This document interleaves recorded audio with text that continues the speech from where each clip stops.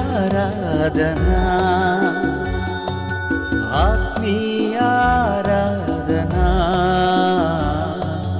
ఆత్మీయారాధనా పరలోకపు తండ్రికి పరిశుద్ధముగా ఆత్మ సత్యములతో ఆరాధనా జీవముగల దేవునికి అనుకూలముగా సజీవయాగ శరీరముతో ఆరాధనా ఆత్మీయారాధనా ఆత్మీయారాధనా ఆత్మీయారాధనా ఆత్మీయారాధనా.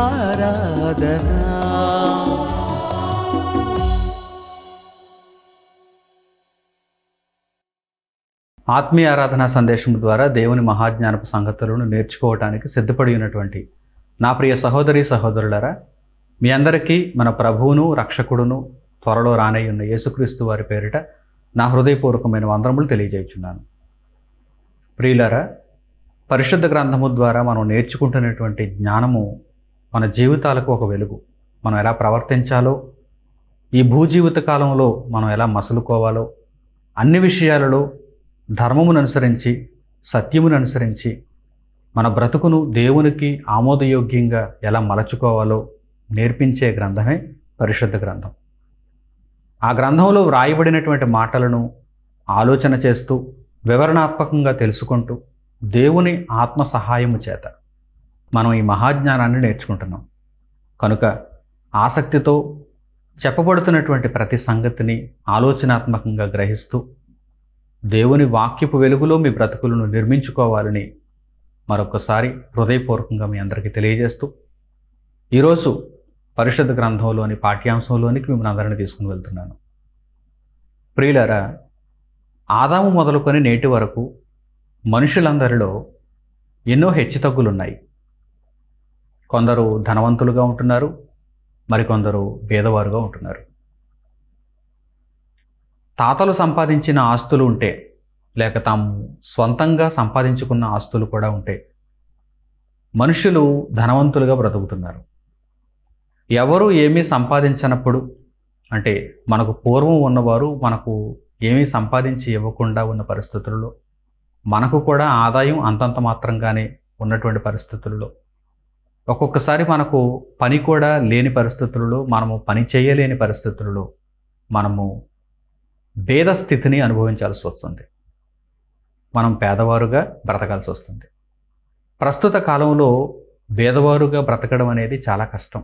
ఎందుకంటే అన్ని వైపులా కరువు కాటకాలు మనుషులను పీడిస్తున్నాయి. ధరలు పెరిగిపోయాయి. జీవనం అస్తవ్యస్తం అయిపోయింది. ప్రభుత్వం నుండి అందే సహాయం కూడా అందరికీ అందటం లేదు. ఎన్నో నిబంధనలు, ఆ నిబంధనలన్నీ దాటుకొని వెళ్ళి ఆ ప్రభుత్వ సహాయాన్ని తీసుకోవటానికి చాలామందికి ఆటంకాలు ఎన్నెన్నో ఉన్నాయి. ఇటువంటి పరిస్థితుల్లో పరిశుద్ధ గ్రంథంలో నుండి ఒక చక్కని మాట, పరిశుద్ధ గ్రంథంలో నుండి ఆదరణ కలిగించే దైవజ్ఞానపు సంగతి మనం విన్నప్పుడు మనం దేవుని సహాయాన్ని పొంది మనుషుల మధ్య ఎలా బ్రతకాలో మనకు తెలుస్తుంది. మనం దానిని నేర్చుకుంటే చక్కగా మన బ్రతుకును దేవుని వాక్యమునకు అనుకూలంగా మనం మలుచుకోగలం. దేవుడు చెప్పేటువంటి మంచి సూత్రం, దేవుని యొక్క ఆలోచనల్లో నుండి వచ్చేటువంటి జ్ఞానపు సంగతి మన బ్రతుకులకు ఎంతో అవసరమైనది. భేద పరిస్థితులలో ఉన్నటువంటి వారు, అలాగే తాము కష్టపడలేని పరిస్థితులలో ఉన్నటువంటి వారు అవసరాన్ని బట్టి ఎవరి యొద్ద నుండైనా సహాయాన్ని పొందొచ్చు. ఆ విషయంలో ఎటువంటి సందేహం లేదు. మన యొక్క ప్రాణమును నిలబెట్టుకోవడానికి మనం ఎవరో ఒకరి సహాయాన్ని తీసుకోవటం మంచిదే.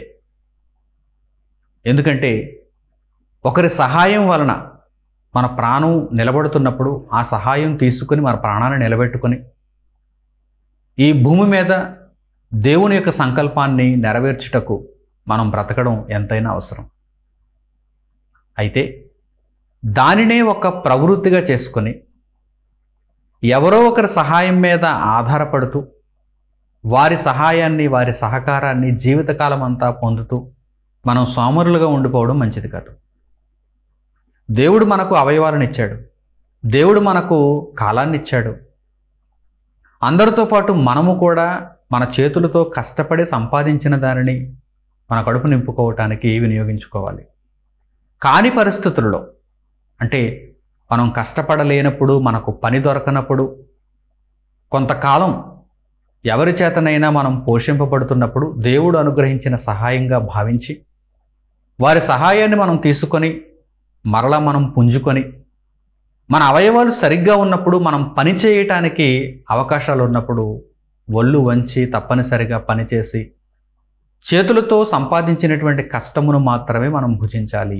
అన్ని వేళలా అందరి మీద ఆధారపడేటువంటి మనస్సు మనకు ఉండకూడదు. ఈ విషయాన్ని పరిశుద్ధ గ్రంథంలో దేవుడు తెలియజేస్తున్నాడు. అలాగే కొంతమంది దొంగతనాలకు, మోసాలకు కూడా ఈ మధ్య ఎక్కువగా పాల్పడుతున్నారు. బయటేమో కరువు కాటకాలు, విపరీతమైనటువంటి ధరలు. ఇటువంటి పరిస్థితులలో నేను ఎలా బ్రతికేది అని ఆలోచిస్తూ కష్టించి పని చేయటానికి బదులు మోసం చేసి కష్టపడి సంపాదించుకున్నటువంటి సొమ్మును మరొకరి ఖాతాలో నుండి దొంగిలిస్తున్నారు. ఇది కూడా నేరము కదా. మనం బ్రతకటానికి అవకాశాలు లేనప్పుడు ఎవరో ఒకరి సహాయం వలన మనం బ్రతకడం అయితే మంచిదే, కానీ అది ఎంతకాలం? జీవితకాలం అంతానా? ఏదో ఒక రోజున మనం కష్టపడటానికి అనుకూలత ఏర్పడుతుంది. మనం మన సొంత కాళ్ళ మీద నిలబడాలి, మనంతటా మనం పని చేసుకోవాలి, పని చేసుకుని సంపాదించినటువంటి ఆహారాన్ని మనం భుజించాలి. ఏ పరిస్థితుల్లో ఎవరి మీదనైనా ఆధారపడవచ్చు, ఏ పరిస్థితుల్లో ఎవరి మీద ఆధారపడకుండా నీవు కష్టపడి సంపాదించిన దానిని నీవు భుజించాలన్న దానిని దేవుడు తెలియజేశాడు. ఎందుకంటే దేవుడు అనుగ్రహించిన ప్రకృతిలో అనేక మంది మనుషులు జీవిస్తున్నారు. కోటాను కోట్ల మంది మనుషులు. దేశాలుగా ఈరోజు విభాగింపబడింది భూమి. ఆయా ప్రభుత్వాలు ఉన్నాయి, ఆయా కట్టడాలు ఉన్నాయి.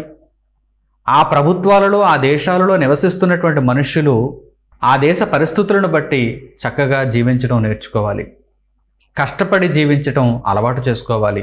సోమరులుగా అయితే ఉండకూడదు. ఏ సందర్భంలో ఎవరి సహాయంనైనా మనం తీసుకోవచ్చు, ఎవరి సహాయం మీదనైనా మనం ఆధారపడవచ్చు అని అడిగితే పరిశుద్ధ గ్రంథంలో వ్రాయబడినటువంటి ఒక చక్కని మాటను మీరు ఇప్పుడు చూడండి. సామెతల గ్రంథము 6వ అధ్యాయము 30వ వచనం నుంచి ఆ మాటలలో దేవుడు ఈ విషయాన్ని పొందుపరిచాడు. సామెతల గ్రంథము 6వ అధ్యాయము 30వ వచనం నుండి.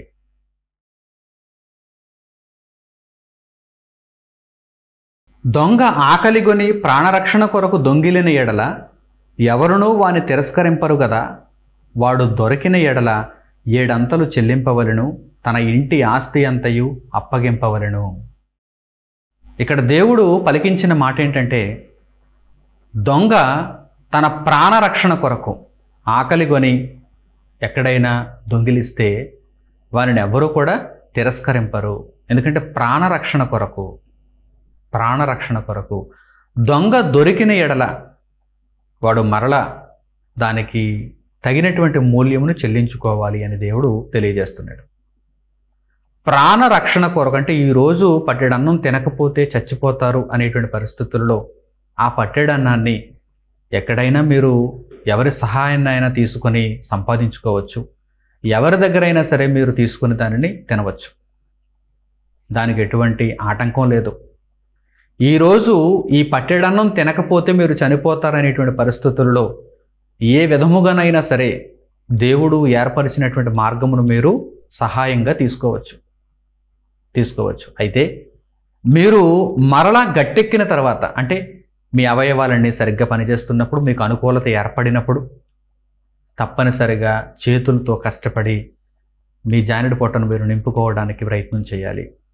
అంతే తప్ప ఇదేదో బాగుందని చెప్పి ప్రాణరక్షణ కొరకు మీరు ఒకనాడు ఒకరి మీద ఆధారపడినటువంటి ఆ విధానాన్ని జీవితకాలం అంతా ఒక ప్రవృత్తిగా మార్చుకోవటానికి వీలు లేదు.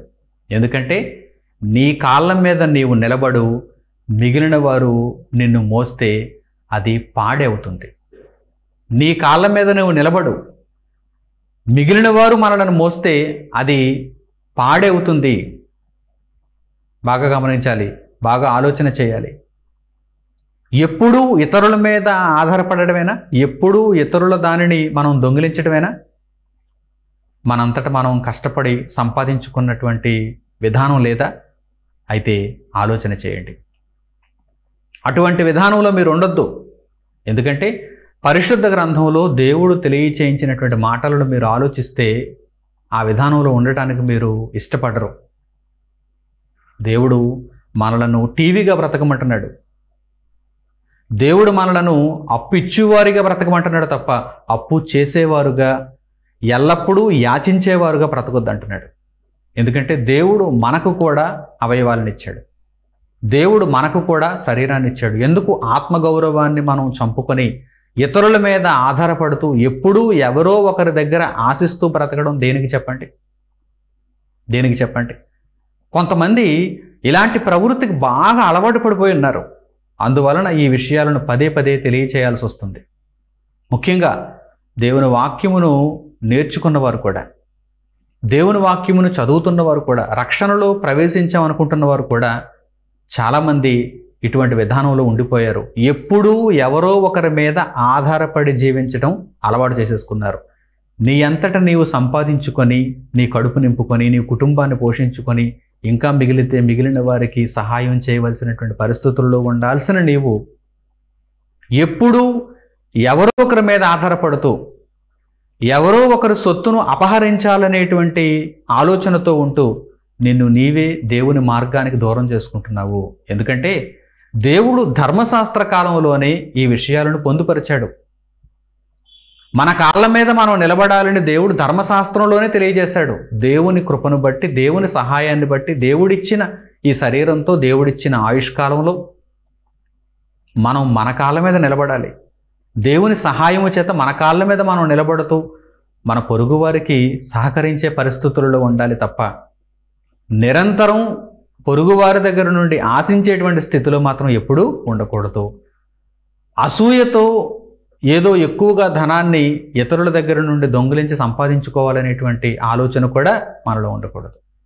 మొట్టమొదట ధర్మశాస్త్ర కాలంలోనే దేవుడు ఈ విషయాలను తెలియజేశాడు. వాటిని మనం చూద్దాం. నిర్గమకాండము 20వ అధ్యాయము. దేవుడు ఇశ్రాయేలీయులకు తెలియజేసినటువంటి 10 ఆజ్ఞలలో ప్రధానమైనటువంటి ఆజ్ఞలలో ఇవి మనకు కనిపిస్తాయి. నిర్గమకాండము 20వ అధ్యాయము 15 మరియు 17 వచనాలను చూడండి. నిర్గమకాండము 20వ అధ్యాయము 15 మరియు 17 వచనాలు.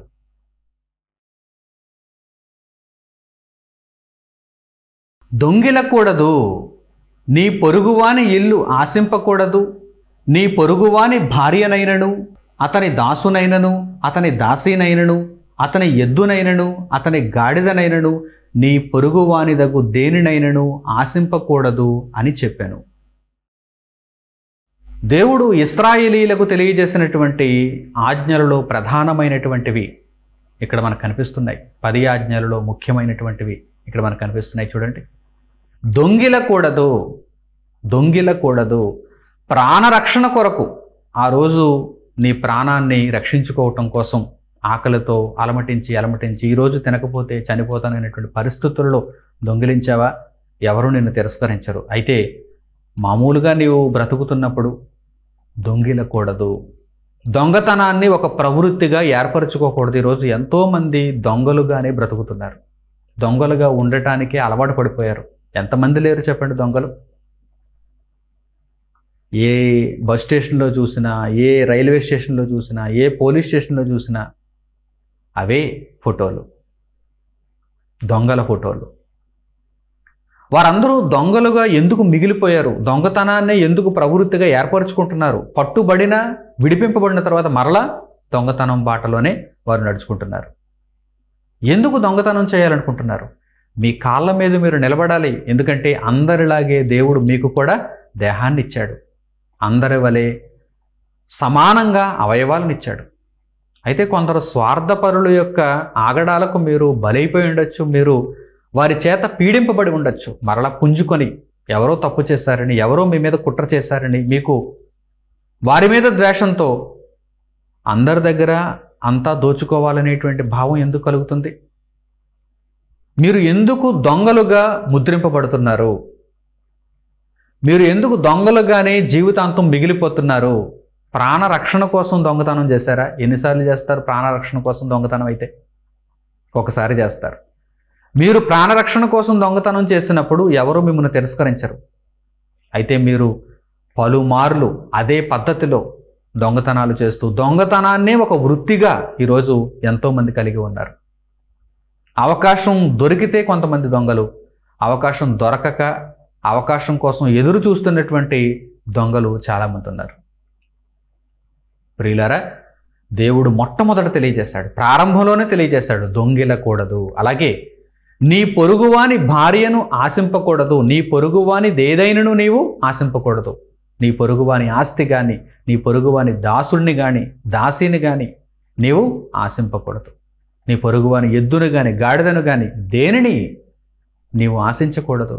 ఎందుకంటే దేవుడు నీకు అనుగ్రహిస్తాడు. నీవు కష్టపడు, నీవు సంపాదించుకో. నిన్ను పోషించుకోవటానికి, నీ మీద ఆధారపడినటువంటి నీ కుటుంబాన్ని పోషించుకోవటానికి దేవుడు నీకిచ్చేటువంటి అవకాశాలు ఎన్నో ఉన్నప్పుడు వాటిని నీవు సద్వినియోగం చేసుకుంటూ ఒళ్ళు వంచి కష్టపడి దానిని సంపాదించుకో. అంతే తప్ప పొరుగువానిది ఆశించకూడదు. ఎంత చక్కగా దేవుడు ముందుగానే ఈ విషయాలను పొందుపరిచాడో చూడండి. ఈ మాటలను ఎందరూ పట్టించుకుంటున్నారు? నాటి ఇశ్రాయేలీయులలోనూ నేడు సర్వలోకములో కూడా ఈ మాటలను అనుసరించి బ్రతికేవారు ఎవరైనా ఉన్నారా? పొరుగువానిది దేనిని నేను ఆశించకూడదు, పొరుగువానిది దేనిని కూడా నేను ఆశించకూడదనేటువంటి మంచి నిబంధనతో ఈరోజు ఎంతమంది బ్రతుకుతున్నారు చెప్పండి? ఇది పొరుగువానిది, నాది కాదు అనేటువంటి భావన ఎవరిలోనైనా ఉందా? ఇది పొరుగువాని వస్తువు, ఈమె పొరుగువాని భార్య, ఈయన పొరుగువాని యొక్క భర్త, ఇతడు పొరుగువాని దాసుడు, ఈమె పొరుగువాని దాసి. ఈ సంపద పొరుగువానిది, నాది కాదు. నాది కానప్పుడు నేను ఎందుకు ముట్టుకోవాలి? ప్రియులారా, దేవుడు ఈ విషయాలన్నిటినీ పొందుపరిచాడు. ఎందుకు అంటే మనుష్యులలో దేవుడు ఆయన వాక్యమును స్థిరపరచాలనుకున్నాడు. ఆయన వాక్యమును అనుసరించే వారందరూ కూడా ఈ విధంగా బ్రతకాలి. దొంగిలని వారుగా, పొరుగువానిది దేనిని ఆశించని వారుగా బ్రతకాలి. అప్పుడే దేవుని వాక్యము మనలో స్థిరపరచబడుతుంది. అప్పుడే దేవుని వాక్యానుసారంగా మనం ముందుకు కొనసాగగలం. ఇవన్నీ కూడా ప్రాథమిక సంగతులు. ఎందుకంటే దేవుడు ఏనాడు తెలియజేశాడు వీటిని? ఇశ్రాయేలీయుల కాలంలో. ఇవి ఇప్పటికి చాలా పురాతనమైన సంగతులు. ఇంతకంటే మిన్నగా మనం మారిపోవాలి తప్ప ఈ విషయాలలో కూడా మనం తప్పిపోతున్నాం, ఈ విషయాలలో కూడా తొట్టిల్లిపోతున్నాం అంటే ఇక మనల్ని ఎవరు బాగు చేస్తారు చెప్పండి? పొరుగువానిది నీవు ఆశించకు. ఒకసారి పొరుగువాని యొక్క ఆస్తికి నీవు అలవాటు పడ్డావా, ఇక నీవు నీ కాళ్ళ మీద నిలబడటానికి నీకు ఇష్టం ఉండదు, నీవు కష్టపడాలనిపించదు. ఎందుకంటే దొంగతనం మీదే నీకు ఆశ ఎక్కువగా ఉంటుంది, దొంగిలించినటువంటి వాటి మీదే నీకు దృష్టి ఉంటుంది. కనుక ఎప్పుడూ కూడా అటువంటి విధానంలోనికి వెళ్ళొద్దు అని దేవుడు హెచ్చరిస్తున్నాడు.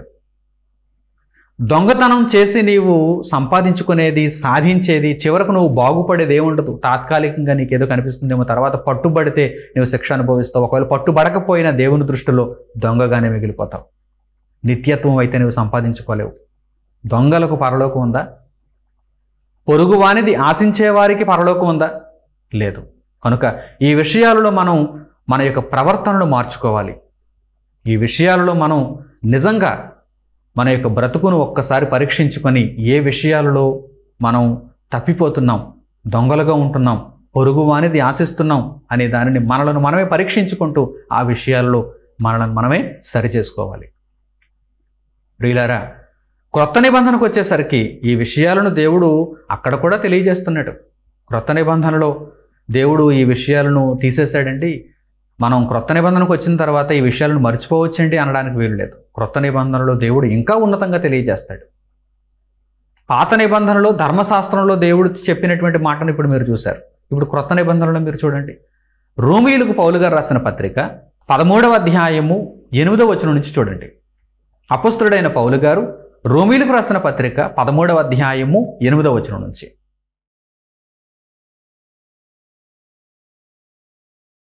ఒకనినొకడు ప్రేమించుట విషయములో తప్ప మరేమియు ఎవనికిని అచ్చి ఉండవద్దు.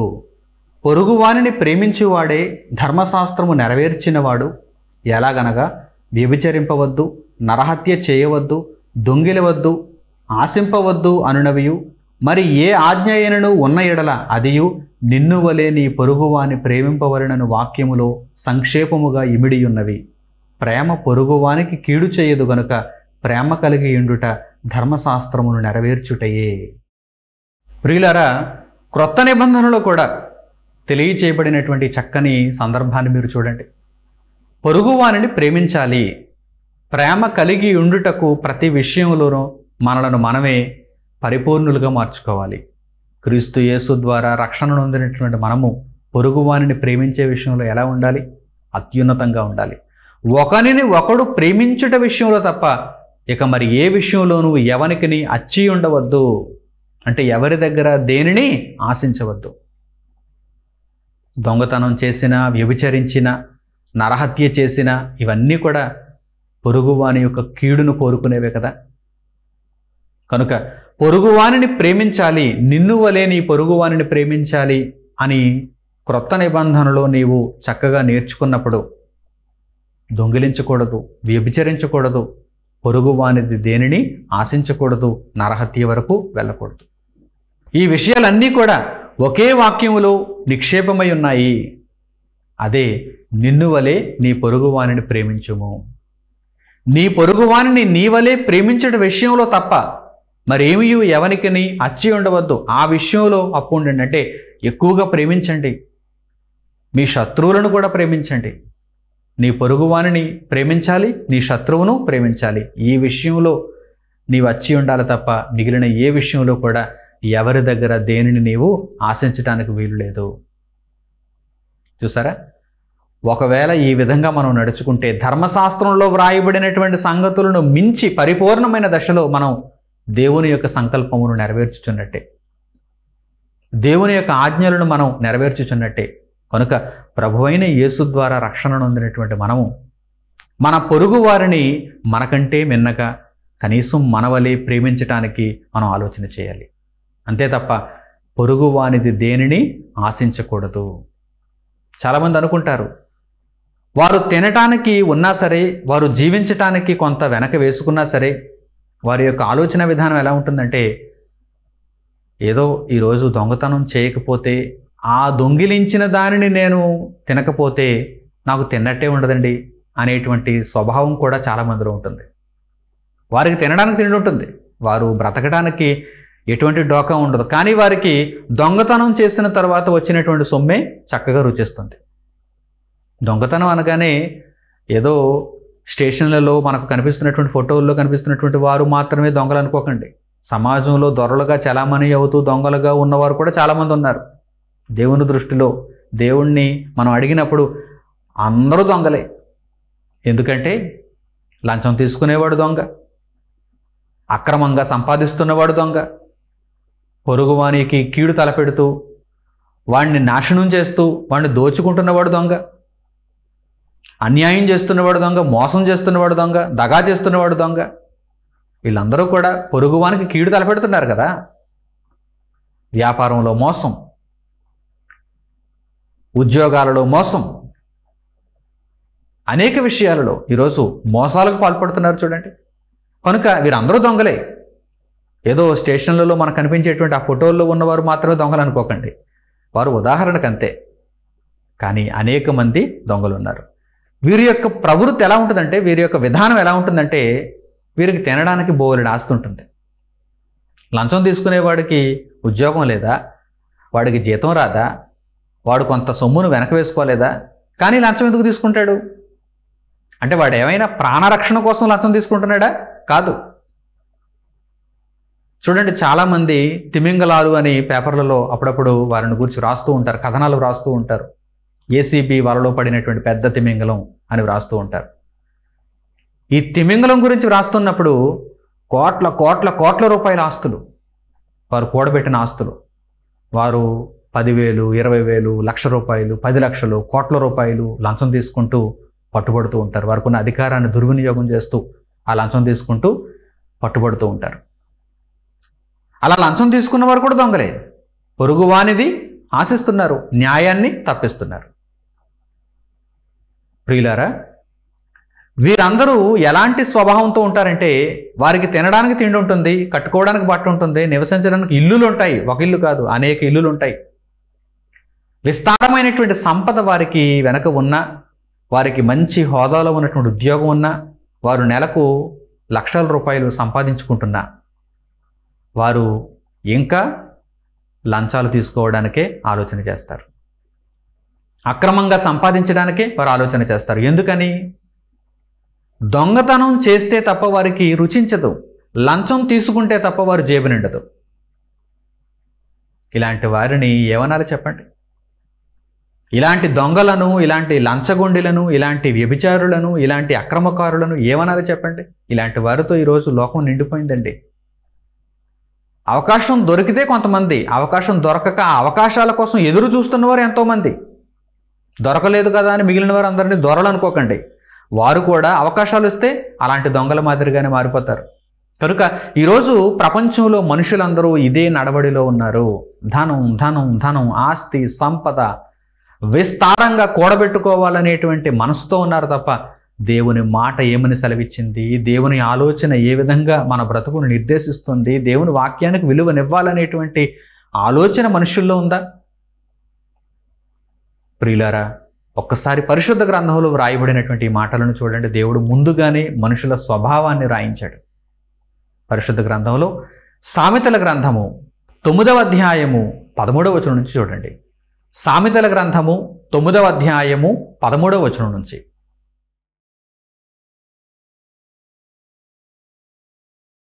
బుద్ధిహీనత అనునది బొబ్బలు పెట్టున్నది, అది కాముకురాలు, దానికి ఏమీ తెలివి లేదు. అది తన ఇంటి వాకిట కూర్చుండును, ఊరి రాజవీధులలో పీఠము మీద కూర్చుండును.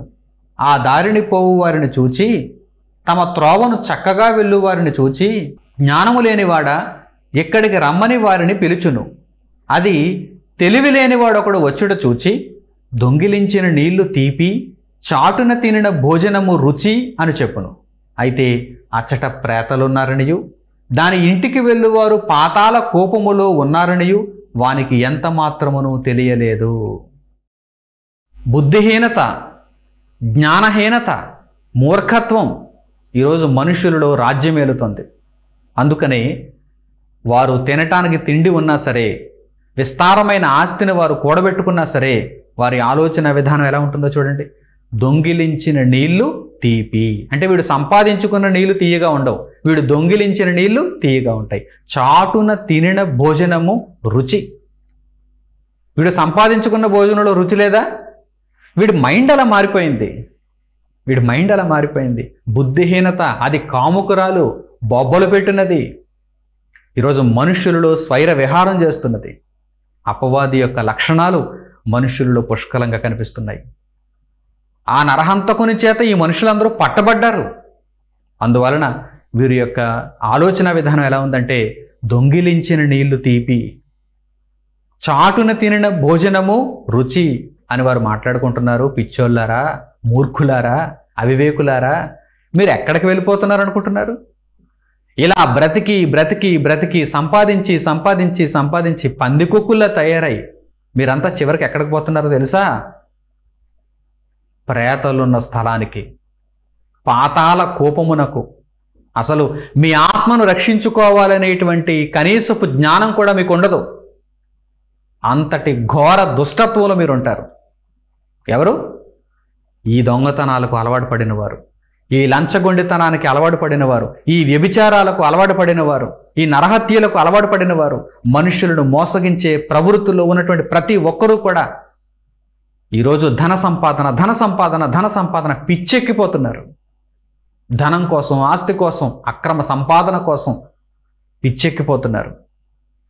24 గంటలు అదే ఆలోచన. కాసులు ఎలా సంపాదించాలి, కట్టలు ఎలా పోగు వేసుకోవాలి. ఇలా తమ ఆలోచనలన్నిటినీ ధన సంపాదనలో ముంచుకున్న వారికి అసలు వారి ఆత్మను రక్షించుకోవాలనేటువంటి కనీస జ్ఞానం ఉంటుందా? దేవుని వాక్యం అనేది ఒకటి ఉందని, ఆ వాక్యం ప్రకారం మన బ్రతుకులను నిర్మించుకోవాలని, మరణించిన తరువాత మహాలోకానికి మనం వెళ్ళాలని, క్రీస్తు యేసు ప్రభువులో రక్షణ పొందాలని వారికి ఈ కనీసపు అవగాహన ఉంటుందా? ఉండదు. సంపాదించిన దానిని అనుభవించటం, సంపాదించిన దానిని కూడబెట్టుకుంటూ తరువాతి తరాలకు అందచేసి వెళ్ళిపోవటం. ఇదే నా బ్రతుకు, ఇదే నా జీవన విధానం. అందుకే పరిశుద్ధ గ్రంథం హెచ్చరిస్తోంది, ఇటువంటి వారందరూ భయంకరమైనటువంటి వేదనలకు వెళ్ళిపోతారు. శరీరాలను విడిచిపెట్టిన తర్వాత ఇలాంటి వారందరూ ప్రేతలున్న స్థలంలో మిక్కిలి బాధకరమైనటువంటి అగ్నిగుండంలో పడవేయబడతారు. కనుక భూమి మీద ఉండగానే ఆ బుద్ధిహీనతను విడిచిపెట్టండి, ఆ మూర్ఖత్వాన్ని విడిచిపెట్టండి. దేవుడు మీకు ఇచ్చాడు, ఒక ఉద్యోగం ఇచ్చాడు. దేవుడు మీకు ఇచ్చాడు ఒక కాలంలో, ఆయుష్కాలంలో మీ శరీరాన్ని మీరు కష్టపెట్టి ధనాన్ని సంపాదించుకోవడానికి మీకు అవకాశాలనే ఇచ్చాడు. ఆ ధనం మీకు సరిపోతుంది. మీ కడుపు నింపుకోవటానికి, చక్కగా మీరు మంచి జీవనాన్ని కొనసాగించడానికి ఆ ధనం మీకు సరిపోతుంది.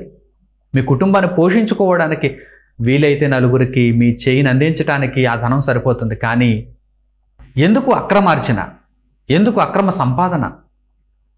ప్రియులారా, ఆలోచన చేయండి. దేవుని వాక్యం మానవాళికి ఏమని సెలవిస్తుందో చూడండి. నీవు నీ పొరుగువానిది దేనిని ఆశింపకూడదు, దొంగిలకూడదు. నీ పొరుగువానిని ఎలా ప్రేమించాలంటే నిన్ను వలె ప్రేమించాలి. నేను ఎలా ప్రేమించుకుంటావో నీ పొరుగువాన్ని కూడా అలాగే ప్రేమించాలి. నీ పొరుగువానిది ఏది ఆశించవద్దు. నీ కాళ్ళపై నిలబడు. ఎదుటివారు నిన్ను మోస్తే అది పాడవుతుంది తప్ప నీవు సక్రమంగా బ్రతకటం లేదనే అర్థం. నీవు సజావుగా జీవించటం లేదనే అర్థం. కనుక ఇతరులకు సహాయపడేలా నీ బ్రతుకుండాలి తప్ప ఇతరుల దగ్గర నుండి ఎప్పుడూ ఏదో ఒకటి ఆశించేటువంటి రీతిలో నీ బ్రతుకుండకూడదు. అలాగే దేవుని రాజ్యంలో ఉంటున్న వారు కూడా చాలామంది ఇతరుల మీద ఆధారపడేటువంటి స్థితిలోనే ఉండడానికి అలవాటు పడిపోతున్నారు. ముఖ్యంగా దేవుని సేవ పేరిట. అసలైనటువంటి కీలకమైనటువంటి పాయింట్ దగ్గరకు మనం వచ్చాం. దేవుని సేవ పేరిట ఇదేదో మంచి ఉద్యోగంలా ఉంది, లోకంలో ఎలాగో మనకు ఎవడు ఉద్యోగం ఇవ్వడు, మనం పైసాకు మారం, ఎందుకంటే చదువుకునే రోజుల్లో సరిగ్గా చదువుకోలేదు, చదువు అవ్వలేదు. ఇప్పుడు ఒక బైబిల్ పట్టుకుని, ఒక అంగీ వేసుకుని, ఒక కంజిరి పట్టుకుని అలా డప్పు కొట్టుకుంటూ వెళితే ఎవరో ఒకరు ఎంతో కొంత ఇవ్వకపోతారా అనుకునేటువంటి స్థితిలో చాలామంది ఉండిపోయారు. ప్రియులారా, దేవుని సేవ చాలా ఉన్నతమైనది. దేవుని సేవ చాలా విశిష్టమైనది. ఈరోజు లోకంలో మంచి ఉద్యోగాలను గురించి మీరు ఒక లిస్ట్ రాయండి. ఫస్ట్ కలెక్టర్ జాబ్ అంటారు, ఐఏఎస్, ఆ తర్వాత ఐపీఎస్ అంటారు, ఆ తర్వాత మీకు తెలిసినటువంటి ఏవేవో హోదాలలో ఉన్నటువంటి ఉద్యోగాలను గురించి మీరు చెబుతూ ఉంటారు. ఒక కంపెనీకి ఇంజనీర్ అవ్వాలి, లేకపోతే ఎండి అవ్వాలి, ఇలా మీరు మాట్లాడుతూ ఉంటారు. వీటన్నింటికంటే ఉన్నతమైనటువంటి ఉద్యోగం ఏదైనా ఉందంటే ఆత్మలను రక్షించేటువంటి ఉద్యోగం. ప్రభువైన యేసు తన శిష్యులకు ఇచ్చినటువంటి ఉద్యోగం. మీరు ఇక మీదట చేపలు పట్టేవారు కాదు, ఆ ఉద్యోగాన్ని వదిలిపెట్టండి. మీరు ఇక మీదట మనుషులను పట్టేవారుగా ఉంటారు. సుంకపు గుత్తదారుడు, నీవు ఆ పనిని విడిచిపెట్టు, దేవుని కొరకు బ్రతుకు. భూమి మీద ఏ ఉద్యోగాన్నైనా ఇది మంచిదండి, ఇది ఉన్నతమైనదండి, ఈ ఉద్యోగం వలన సంపాదన ఎక్కువండి, ఈ ఉద్యోగంలో హోదా ఎక్కువండి అని మీరు చెబుతారా? అన్నింటినీ తలదన్నే ఉద్యోగం ఏదైనా ఉందంటే అదే దేవుని వాక్య ప్రకటనలో దేవుని కొరకు బ్రతికే ఉద్యోగం, దేవుని సేవ చేసే ఉద్యోగం. అయితే ఈ ఉద్యోగంలో కూడా చాలామంది మోసపోతున్నారు. వారికి తెలియక మోసపోతున్నారేమో. అంటే దేవుని సేవ చేస్తున్నప్పుడు ఆ సేవ వలన వచ్చేటువంటి ఫలాన్ని మేము అనుభవించాలి కదా, ఆ సేవా ఫలము కొరకే బ్రతకాలి, ఆ సేవా ఫలం కొరకే సేవ చేయాలన్నట్టుగా ఈరోజు దేవుని సేవ చేస్తే ఎంతో కొంత మనకు దొరుకుతుంది కనుక, ఎంతో కొంత ఫలం మనుషుల దగ్గర నుండి వస్తుంది కనుక ఆ సేవా ఫలం కొరకే దేవుని సేవ చేయాలి అన్నట్టుగా మీ ప్రవర్తన ఉండకూడదు. ఎందుకంటే దేవుని సేవ ఉన్నతమైనది. భూమి మీద పైసలకు ఆశించి పనిచేసేటువంటి సేవ కాదది. ఏదో నెలవారీ జీతం అన్నట్టుగా, లేకపోతే ఫలానా సమయానికి మనకి ధనం వస్తుంది అన్నట్టుగా, వాక్యం చెబితే సొమ్ము వస్తుంది అన్నట్టుగా వాటి కొరకు ఆలోచన చేసి వాటి మీద ఆశపడి వాటి మీద ఆధారపడుతూ బ్రతకడం మంచిది కాదు. ఎందుకంటే ప్రారంభ శతాబ్దపు క్రైస్తవ్యం మనకు ఈ విషయంలో సూటిగా స్పష్టంగా దేవుని జ్ఞానాన్ని నేర్పిస్తుంది. అసలు దేవుని మనసు ఏంటి? మీరు మీ కాళ్ళ మీద నిలబడి దేవుని సేవ చేయండి. దేవుని సేవ వలన వచ్చేటువంటి ఫలాన్ని మీరు ఎట్టి పరిస్థితుల్లో తీసుకోవచ్చు అంటే ప్రాణరక్షణ కొరకైతే తీసుకోవచ్చు. దొంగిలించేవాడు ప్రాణరక్షణ కొరకు దొంగిలిస్తే ఎవరో తిరస్కరించరు. అలాగే దేవుని సేవ చేస్తున్నప్పుడు ఇక మీకు సమయం లేదు, లోకంలో మీ శరీరాన్ని వినియోగించి కష్టపెట్టి ధనం సంపాదించుకోవటానికి మీకు సమయం లేదు, నిరంతరం దేవుని సేవలో ఉన్నారు, ప్రతిరోజు దేవుని కోసం కష్టపడుతున్నారు, ఇప్పుడు మీకు లోకంలో కష్టపడి సంపాదించడానికి అవకాశమే లేదు. అలాంటప్పుడు ఆ సేవ వలన వచ్చేటువంటి ఫలాన్ని మీరు మీ కడుపు నింపుకోవడానికి వినియోగించుకోవచ్చు. ఎందుకంటే మీ ప్రాణరక్షణ కొరకు తీసుకుంటున్నారు. పౌలు గారు అయితే ఆ విషయంలో కూడా తీసుకోనన్నారు. ప్రియులారా, దేవుని యొక్క మనసు జాగ్రత్తగా మీరు అర్థం చేసుకోవాలి. అవును, కళ్ళము త్రొక్కుచున్నటువంటి ఎద్దు మూతికి చిక్కం పెట్టొద్దు. అంటే కళ్ళం తొక్కుతున్నప్పుడు ఆకలిస్తే అన్నం తింటుంది, ఆకలిస్తే ఆ గింజలు తింటుంది, ఆకలిస్తేనే కదా తింటుంది. కళ్ళము త్రొక్కుచున్న ఎద్దు ఆకలిస్తే తింటుంది, అంతే తప్ప వెనక వేసుకోవడానికి మాత్రం ఎప్పుడు సంపాదించుకోదు. ఆ కళ్ళమంతటిని త్రొక్కుచున్న ఎద్దే తినేస్తే ఇక కళ్ళమేముంది, ఇక మిగిలేదేముంది రైతుకి? ప్రియులారా, ఆలోచన చేయండి. ఏదో ఎవరి మీదో కోపంతోనో లేకపోతే ఎవరినో కించపరచాలనో ఈ మాటలు చెప్పడం కాదు. దేవుని మాటలు ఉన్నవి ఉన్నట్టుగా మన బ్రతుకులలో ఏవైతే ఇంకా లోటుపాట్లు ఉండిపోయాయో వాటిని సవరించటానికి, మనలను సంపూర్ణులుగా చేయటానికి దేవుడి మాటలను పలికిస్తున్నాడు. ప్రాణరక్షణ కొరకు మీరు సేవలో ఉన్నప్పుడు, ఇక మీరు ఏ పని చేయలేని పరిస్థితుల్లో ఉన్నప్పుడు తప్పనిసరిగా మీరు వాటిని స్వీకరించండి. వాటి చేత మీ యొక్క ప్రాణములను రక్షించుకోండి, మీ బ్రతుకుకు వాటిని ఉపయోగించుకోండి. అయితే మన కాళ్ళ మీద మనం నిలబడుతూ దేవుని సేవ చేయడం అనేది ఎంతో గొప్ప విషయం. అది లోకంలో అన్ని ఉద్యోగాలను మించినటువంటి ఉద్యోగం. లోకంలో ఏ ఉద్యోగం అయినా సరే వాలంటీర్గా చేస్తారా? అంటే ఎటువంటి ధనాన్ని స్వీకరించకుండా ఉద్యోగం చేసేవారు ఎవరైనా ఉంటారా? అలాంటి ఉద్యోగాలు గొప్పవిగా పిలువబడతాయా? ధనాన్ని బట్టే కదా ఉద్యోగాలు గొప్పవిగా పిలువబడతాయి. ఈరోజు లక్షల్లో సంపాదిస్తున్నారంటే గొప్ప ఉద్యోగం. ఎవరినైనా అమ్మాయికి అబ్బాయిని పెళ్లి సంబంధం చూసేటప్పుడు అబ్బాయి ఏం చేస్తుంటాడు ఏంటంటే గొప్ప ఉద్యోగం చేస్తుంటాడంటే కానీ పైసా తీసుకోడండి అన్నారు అనుకోండి, పిల్లనిస్తారా? ఎవరు? లక్షల్లో సంపాదిస్తున్నాడు ఏంటంటే పిల్లనిస్తారు. అంటే గొప్పతనం అనేది లోకంలో ఉద్యోగంలో ఏ విషయంలో ఉంటుంది? సంపాదనలో ఉంటుంది. కానీ దేవుని దగ్గర ఉన్నతమైనటువంటి ఉద్యోగం దేవుని సేవ. దేవుని సేవ విషయంలో మనం దేనినో ఆశించి చేయకూడదు, పరలోకాన్ని మాత్రమే ఆశించి చేయాలి. దేవుని కొరకు ఆత్మల సంపాదన అనేది పైసలతో ముడిపడింది కాదు. ధనంతో దానిని మనం ముడిపెట్టకూడదు. ప్రాణరక్షణ కొరకు అయితే తీసుకోండి, తప్పులేదు. కానీ దానిని ఆశించి దాని కొరకు దాని నిమిత్తమై మీరు సేవ చేయడం అనేది తప్పు. ఈరోజు ఎందరో అలాంటి వారు లేరా? ధన సంపాదనను దృష్టిలో ఉంచుకొని ధన సంపాదన కొరకు దాని మీద ఆధారపడి ధనం వస్తుంది కనుక సేవ చేసేవారు ఎందరో లేరా? అటువంటి విధానం మంచిది కాదు. ఎందుకంటే నీ కాళ్ళ మీద నిలబడు, మిగిలిన వారు మోస్తే అది పాడే. మరలా చెబుతున్నాను, గుర్తుంచుకోండి. నీ కాళ్ళ మీద నిలబడు, మిగిలిన వారు మనలను మోస్తే అదే పాడే. కనుక మనం స్వంతంగా కష్టపడటానికి, మన చేతులతో సంపాదించుకున్న దానిని మనం తినటానికి, నలుగురికి పెట్టడానికి మనం ఆలోచన చేయాలి. ఇప్పుడు క్రొత్త నిబంధనలో ప్రారంభ శతాబ్దపు క్రైస్తవ్యం ఎలా ఉందో మనం చూద్దాం. తెస్సలోనికైయులకు పౌలు గారు రాసిన 2వ పత్రిక 3వ అధ్యాయము 6వ వచనం నుంచి చూడండి. అపోస్తులుడైన పౌలు గారు తెస్సలోనికైయులకు రాసిన 2వ పత్రిక 3వ అధ్యాయము 6వ వచనం నుంచి,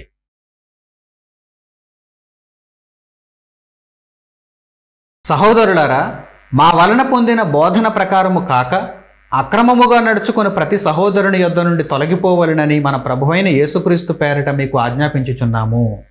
ఎలాగూ మమ్మును పోలి నడుచుకొనవలెనో మీకే తెలియను. మేము మీ మధ్యను అక్రమముగా నడుచుకొనలేదు, ఎవని యొద్దను ఉచితముగా ఆహారము పుచ్చుకొనలేదు. మేము మీలో ఎవనికని భారముగా ఉండకూడదని ప్రయాసముతోనూ కష్టముతోనూ రాత్రింబగళ్ళు పనిచేయుచు జీవనము చేసితిమి. మీరు మమ్మును పోలి నడుచుకొనవలెనని మమ్మును మేము మాదిరిగా కనుపరుచుకొనుటకే ఎలాగూ చేసితిమి గాని మాకు అధికారము లేదని చేయలేదు. మరియు మేము మీ యొద్ద ఉన్నప్పుడు ఎవడైనను పని చేయనోళ్ళని ఎడల వాడు భోజనము చేయకూడదని మీకు ఆజ్ఞాపించితిమి కదా. మీలో కొందరు ఏ పనియూ చేయక పరుల జోలికి పోవచ్చు అక్రమముగా నడుచుకొనుచున్నారని వినుచున్నాము. అట్టివారు నెమ్మదిగా పనిచేయచ్చు సొంతముగా సంపాదించుకొనిన ఆహారము భుజింపవలెనని మన ప్రభువైన యేసుక్రీస్తు పేరిట వారిని ఆజ్ఞాపూర్వకముగా హెచ్చరించుచున్నాము. పని చేయని వారిని పౌలు గారు ఏమాత్రం ఒప్పుకోవటం లేదు. ప్రారంభ శతాబ్దపు అపొస్తలులు ఏమాత్రం ఒప్పుకోరు. పని చేయని వారు భోజనమే చేయకూడదు అని నియమం పెట్టేశారు, కండిషన్ పెట్టేశారు. పని చేయని వారికి భోజనం లేదనేసారు అంతే. అలాగే వారి మధ్య వీరు ఎలా నడుచుకున్నారో చూడండి. అపొస్తలులు విశ్వాసుల మధ్య, పరిచర్య చేసేవారి మధ్య ఎలా నడుచుకున్నారో చూడండి.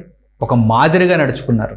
అంటే వారికి ఉన్న అధికారాన్ని కూడా వినియోగించుకోకుండా రాత్రింబగళ్ళు తమ స్వంత చేతులతో కష్టపడి సంపాదించిన ఆహారమును వారు భుజించి దేవుని సువార్త సేవను ముందుకు నడిపించారు.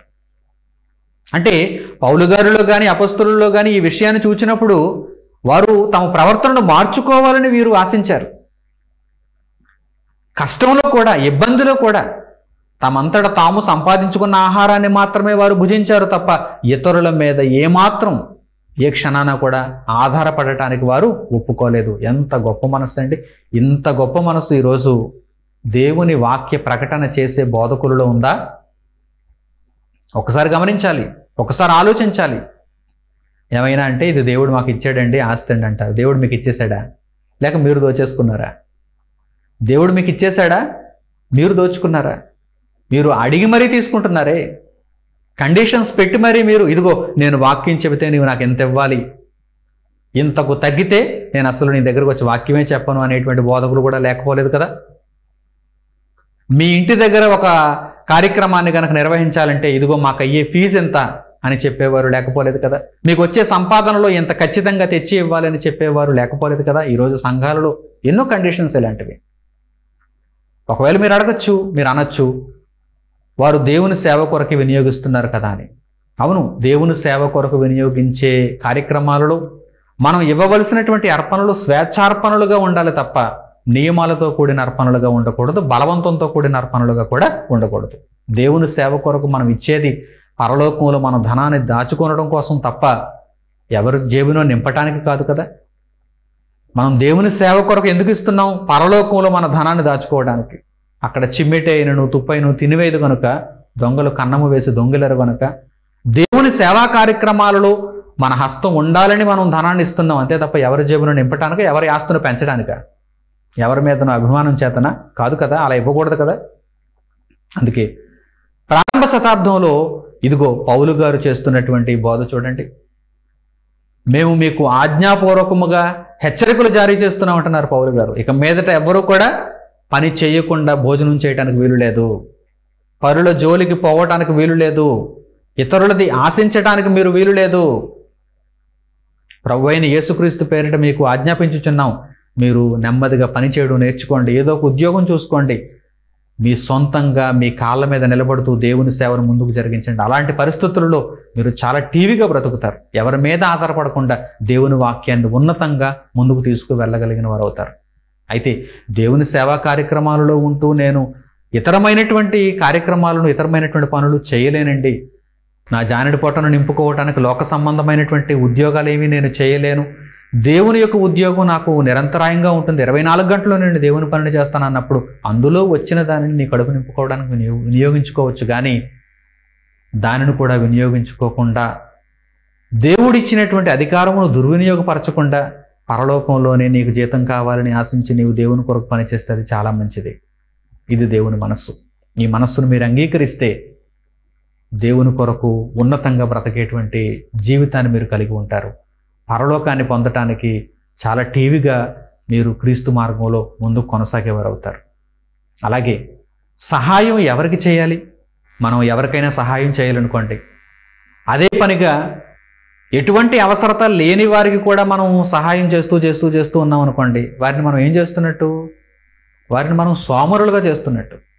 అంటే మన దగ్గర నుండి సహాయం వారికి నిరాటంకంగా వస్తుంది కనుక వారు సోమరులు అయిపోతారు, వారు తిని కూర్చునేవారుగా మారిపోతారు. అందుకే పరిశుద్ధ గ్రంథంలో ఈ విషయం కూడా పొందుపరచబడింది. ఎవరికి మీరు సహాయం చేయాలి? ఒక ఉదాహరణ ద్వారా దేవుడు తెలియజేస్తున్నాడు. తిమోతి గారికి పౌలు గారు రాసిన మొదటి పత్రిక 5వ అధ్యాయము 8వ వచనం నుంచి చూడండి. అపొస్తలుడైన పౌలు గారు తిమోతికు రాసిన మొదటి పత్రిక 5వ అధ్యాయము 8వ వచనం ఎవరికి సహాయం చేయాలో అక్కడ చూపిస్తున్నారు.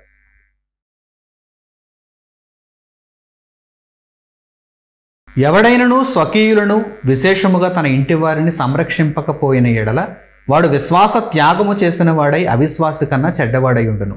60 ఏండ్ల కంటే తక్కువ వయసు లేక ఒక్క పురుషునికే భార్య అయి సత్క్రియలకు పేరు పొందిన విధవరాలు పిల్లలను పెంచి పరదేశులకు ఆతిథ్యమిచ్చి పరిశుద్ధుల పాదములు కడిగి శ్రమపడు వారికి సహాయం చేసి ప్రతి సత్కార్యము చేయబూనుకున్నదైతే ఆమెను విధవరాండ్ర లెక్కలో చేర్చవచ్చును. యవ్వనస్తులైన విధవరాండ్రను లెక్కలో చేర్చవద్దు. వారు క్రీస్తునకు విరోధముగా నిరంకుశులైనప్పుడు తమ మొదటి విశ్వాసమును వదులుకొనురను తీర్పు పొందిన వారై పెండ్లాడగోరుతురు. మరియు వారు ఇంటింటా తిరుగులాడుచు బద్ధకురాండ్రగుటకు మాత్రమే గాక ఆడరాని మాటలాడుచు వదరబోతులను పరుల జోలికి పోవువారునగుటకు నేర్చుకొందరు. కాబట్టి యవన స్త్రీలు వివాహము చేసుకుని పిల్లలను కని గృహ పరిపాలన జరిగించుచు నిందించుటకు విరోధికి అవకాశం ఇయ్యకుండవలెనని కోరుచున్నాను. ఇంతకు ముందే కొందరు త్రోవ నుండి తొలగిపోయి సాతానుడు వెంబడించిన వారైరి. విశ్వాసురాలైన ఏ స్త్రీ ఇంటనైనను విధవరాండ్రుండిన ఎడల సంఘము నిజముగా అనాథలైన విధవరాండ్రకు సహాయము చేయుటకై దాని మీద భారము లేకుండా ఆమెయే వీరికి సహాయము చేయవలెను. ఏ స్త్రీలను విధవరాండ్ర లెక్కలలో చేర్చాలి, ఏ స్త్రీలను మనము విధవరాండ్ర లెక్కలలో చేర్చకుండా వారిని పని చేసుకొనివ్వాలి, ఈ విషయాన్ని పౌలు గారు తిమోతికి రాసిన పత్రికలో చాలా స్పష్టముగా వివరణాత్మకంగా తెలియజేశారు. అంటే మనం చేసే సహాయం కొన్నిసార్లు వారిని బద్ధకస్తులుగా మార్చేస్తుంది, వారిని సోమరులుగా మార్చేస్తుంది, వారిని నాశనం చేసేస్తుంది. మనం చేసే సహాయం చేస్తున్నాం కదని మనం అనుకుంటాం. కానీ మనం చేసే సహాయం వలన వారు ఏమైపోతారు? బద్ధకస్తులు అయిపోతారు, పని చేయరు. కనుక నిజముగా అర్హులైన వారికి సహాయం చేయాలి. నిజముగా అర్హులైనటువంటి విధవరాండ్రకు సహాయం చేయాలి. ఎవరిని విధవరాండ్ర లెక్కలలో చేర్చాలో ఇక్కడ చాలా స్పష్టంగా వ్రాయబడింది. కనుక అలా సంఘము నిజముగా విధవరాండ్రైన వారికి సహాయం చేయాలి. వారికి ఎటువంటి దిక్కు లేదు, వారు సంఘ పరిచర్యలో ఉన్నారు, పరిశుద్ధుల పాదములు కడుగుతున్నారు, వారు సువార్త సేవలో కష్టపడిన వారికి పరిచర్య చేస్తున్నారు, దేవుని వాక్యమును ముందుకు నడిపిస్తున్నారు, సువార్త ప్రకటనను ముందుకు నడిపిస్తున్నారు. కనుక అటువంటి పరిస్థితుల్లో వారికి సహాయం చేయండి. కానీ యవ్వన స్త్రీలైతే వారు కష్టపడగలరు, ఏదో విధంగా వారు సంపాదించుకోగలరు. కనుక వారు ఉద్యోగం చేసి, వారు పనులు చేసి వారి పొట్టను వారు పోషించుకోవాలి. అలాగే యవ్వన స్త్రీలు వివాహము చేసుకొని గృహ పరిపాలన జరిగించచ్చు, విరోధికి నిందించుటకు అవకాశం ఇవ్వకూడదు. ఈ అన్ని విషయాలలో దేవుడు ఈ హెచ్చరికలన్నీ ఎందుకు జారీ చేశాడు? ప్రియులారా, ఇవన్నీ కూడా మన వ్యక్తిత్వాన్ని నిర్దేశిస్తాయి. మనం ఎలా బ్రతుకుతున్నాం అనేది, మన ప్రవర్తన వీటన్నిటి మీద ఆధారపడి ఉంటుంది. ఇతరుల దగ్గర నుండి ఏదో ఒకటి ఎల్లప్పుడూ ఆశించే రీతిలో మనం ఉంటే మన వ్యక్తిత్వం ఎలాంటి వ్యక్తిత్వం? బలహీన వ్యక్తిత్వం. ఎప్పుడూ ఇతరుల మీద ఆధారపడుతూ ఉండేటువంటి బ్రతుకు మంచిది కాదు. కనుక ఎల్లప్పుడూ మన సొంత కాళ్ళ మీద మనం నిలబడుతూ ఉండడానికి ప్రయత్నం చేయాలి. ఎవరైనా బలహీన దశలో ఉన్నప్పుడు వారిని నిలబెట్టడానికి మనం చేయూతనివ్వాలి. అంతే తప్ప అదే పనిగా వారిని బద్ధకస్తులుగా చేయుటకు నిరంతరం సహాయం చేసి వారిని కష్టపడనివ్వకుండా ఉండడం కూడా మంచిది కాదు. ఈ విషయాలన్నిటి మీద మీరు చక్కని అవగాహన కలిగి ఉంటే కనుక దేవుని రాజ్యంలో కూడా మన ప్రవర్తన ఎలా ఉండాలో దేవుని వాక్యము మనకు నిర్దేశించింది. కనుక లోకమంతటికి ఈ వాక్యపు వెలుగు ఎంత అవసరం చెప్పండి. ప్రస్తుత పరిస్థితుల్లో ఈ వాక్యపు వెలుగును తీసుకోగలిగితే లోకమంతా ఎంత చక్కగా ఉంటుంది చెప్పండి. కనుక ఈ మాటల ద్వారా ఆదరణ పొందిన వారై, మీ వ్యక్తిత్వాలను దేవుని వాక్యానికి అనుకూలంగా మార్చుకున్న వారై, ప్రభువైన యేసులో రక్షణ నుండి ఆ రక్షణ జీవితాన్ని కడవరకు కాపాడుకోవాలని హృదయపూర్వకంగా మిమ్మల్ని అందరినీ కోరుకుంటూ దేవుని మాటలను ఇంతటితో ముగిస్తున్నాను. తండ్రి అయిన దేవునికి ప్రార్థనలు ఏకీభవించండి. మహోన్నతుడును మహాపరిశుద్ధుడునైన మా కన్న తండ్రి, మీరు అనుగ్రహించిన జీవము గల ఈ వాక్యపు సందేశము కొరకు మా హృదయపూర్వకమైన కృతజ్ఞతాస్తుతులు మీకు చెల్లిస్తున్నాము. మా తండ్రి, మేము బ్రతకటానికి అన్ని విధములా మీరు సహకరించారు. మేము ఎలా బ్రతకాలో మాకు నిర్దేశించారు. కష్టపడి మీరు ఇచ్చినటువంటి అవయవాలను తండ్రి కష్టపెట్టి నాయన మా జానడి పొట్టను పోషించుకోవటానికి, మా బ్రతుకును ముందుకు నడిపించుకోవటానికి మీరు ఇచ్చిన అవకాశములను బట్టి మీకు కృతజ్ఞతలు తండ్రి. మమ్మల్ని మేము పోషించుకుంటూ మా కుటుంబాలను పోషిస్తూ మీ సేవను ముందుకు జరిపించుటలో తండ్రి మాకు సహాయమును దయచేయండి. పొరుగు అనేది ఆశించేటువంటి మనస్సు మాలో ఉండకుండా తండ్రి, దొంగిలించే స్వభావం మాలో ఉండకుండా తండ్రి, అనేక మందికి చేయూతనందించేటువంటి స్థితిలోనే మమ్మల్ని ఉంచుమని మిమ్మల్ని వేడుకుంటున్నాం. దేవా, మీ వాక్యము ద్వారా మేము నేర్చుకున్నటువంటి ప్రతి సంగతిని మా బ్రతుకులలో ఒక మార్గముగా ఏర్పరచుకుంటూ ప్రభువైన యేసులో తండ్రి మా ఆత్మ జీవితాలను సంపూర్ణం చేసుకుంటూ మీ కొరకు నిర్విరామముగా కష్టపడుతూ మీ రాజ్యంలో మంచి పౌరస్థితిని తండ్రి, పరలోకపు పౌరస్థితిని మేము కలిగి ఉండి నిత్యత్వం వైపు తండ్రి మేము ప్రయాణిస్తూ మిమ్మల్ని సంతోషపెట్టే జీవితాలతో ఉండగలుగుటకు కృపదయచేయమని మిమ్మల్ని కోరుకుంటూ మా ప్రార్థనా విన్నపములను మా ప్రభువును రక్షకుడునైన యేసుక్రీస్తు వారి పేరిట మేము అడుగుచున్నాము తండ్రి. ఆమేన్. మన తండ్రి అయిన దేవుని ప్రేమ, మన రక్షకుడైన యేసుక్రీస్తు వారి కృప, పరిశుద్ధాత్ముని అన్యోన్య సహవాసము మనందరికీ సదాకాలము తోడై నడిపించునుగాక. ఆమేన్. అందరికీ వందనములు. సెలవు.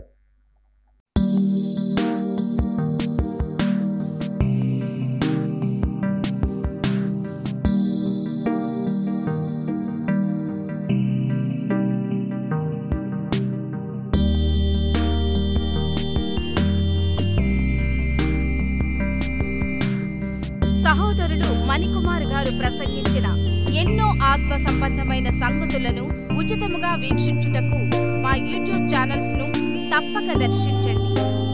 మా సమాచారమును ఎప్పటికప్పుడు తెలుసుకుని ఆత్మీయాభివృద్ధి నొందవలనంటే మా యూట్యూబ్ ఛానల్స్ ను సబ్స్క్రైబ్ చేసుకోండి. సత్వర నోటిఫికేషన్ల కొరకు సబ్స్క్రైబ్ బటన్ ప్రక్కనే ఉన్న బెల్ సింబల్ ను క్లిక్ చేయండి. మరిన్ని వివరములకు మీరు సంప్రదించవలసిన మా ఫోన్ నెంబర్స్ 8978414178 మరియు 8333927666. ధన్యవాదములు. ఈ కార్యక్రమమును అనేక మందికి పరిచయం చేయగలరని ఆశిస్తున్నాము.